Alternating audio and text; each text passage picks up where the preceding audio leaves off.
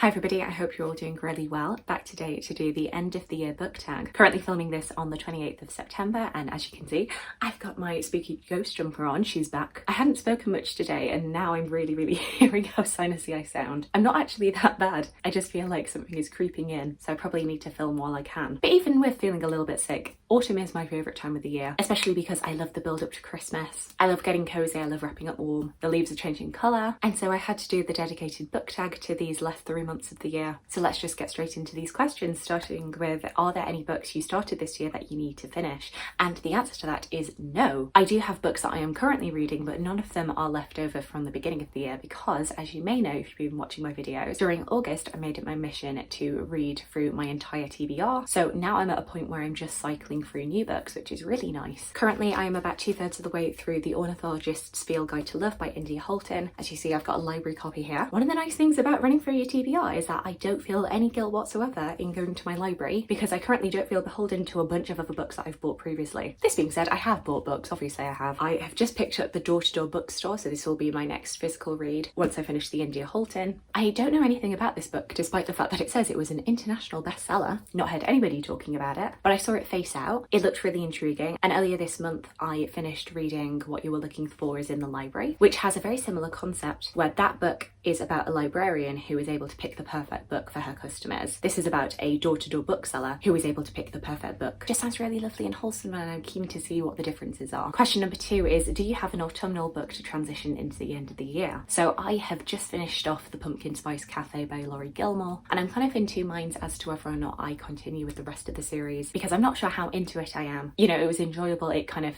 scratched an itch that I had to read something that was like a cozy autumn romance, but do I love the characters enough to want to keep going with the series? I'm not quite sure. This being said, I do also have Rewitched by Lucy Jane Wood, which is on the way to me right now, so maybe that will do me in terms of helping me transition into autumn. Question number 3 is there a new release you're still waiting for? Now, I did just post my October to December anticipated releases, all the new books that are coming out that I'm looking forward to. I would say my favourite out of that list is probably The Dead of Winter, The Demons, Witches and Ghosts of Christmas by Sarah Clegg, and that also would hit pretty well for the autumnal transition book because even though it is about ghosts of Christmas, it still has that spookiness. I feel like this is a great non-fiction if you're kind of on the more Nightmare Before Christmas kind of person. You like that kind of transitional period between Halloween and Christmas. So when that comes out, I'm definitely going to snap it up. Question number 4 is, what are 3 books you want to read before the end of the year? I also did an autumn TBR a couple of weeks ago, and I still agree with all of the books that I chose then. One that I did leave out actually is The Odyssey by Stephen Fry, which I have just started the audiobook for and I'm really enjoying. I've been really anticipating that book for the past couple of years. You know, it's Stephen Fry, I find his voice very comforting, and it's the Odyssey. You know, I love the Odyssey. Odysseus is probably my favourite Greek myth hero.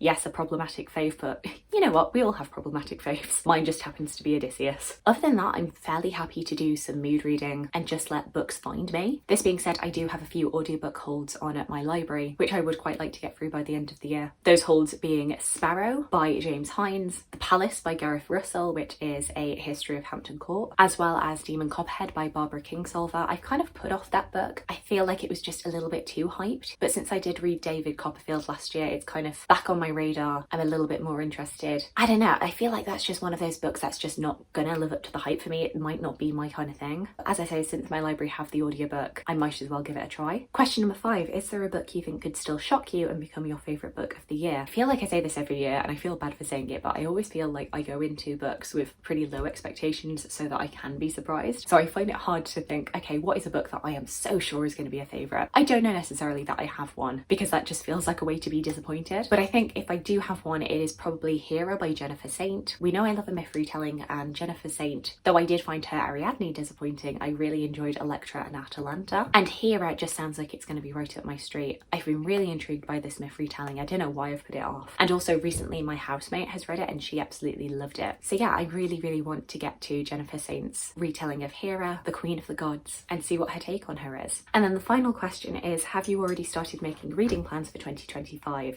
And the answer answer is not really. I always do keep a track of new releases as they're coming out, with vague plans that I would quite like to read them as they come out, because that's probably when my mood and motivation is going to be the highest for them. Big books that I have my eye on for next year is the new Hunger Games book that's going to be coming out around my birthday in March. There is a new Sophie Irwin book coming out in July. You'll know I previously really loved her books, A Lady's Guide to Fortune Hunting and A Lady's Guide to Scandal. And this next one is called How to Lose a Lord in 10 Days, which fantastic title, of course I've got to read that. And there is also a new Elodie Harper coming out in August, which is called Boudicca's Daughter. I absolutely adore the Wolf Den series, so I'm really keen to read that. I also like to keep a track of paperback releases for books that have already released in hardback, but for whatever reason I just didn't get around to them. Either because, you know, my motivation is not super high to pounce on it in hardback, or simply it's a book in a series and I've already got the rest of them in paperback, so I want to wait until the paperback comes out for this new one, which is the case for the main paperback I've got my eye on, which is Mary the First by Alison Weir, her fictionalization on the life of Mary, or as she is known historically, Bloody Mary. I feel like it'll be clear from Alison Weir's writing whether or not she thinks that epithet is deserved or not, but that is coming out in January. I've previously really enjoyed her historical fiction of the Tudor court, so I am just waiting for January. But otherwise I don't really have any firm plans set, and I feel like that's a good thing for me. I would like to be a bit more involved in booktube events, but also I don't want to put any pressure on myself. You know, we will see where my mood takes me. So there we go, those are all of my answers to the end of the year book tag this time round for 2024. Please do let me know if you read any of the books that I've spoken about today. Alternatively, please let me know about your end of the year plans. What books are you really excited to read?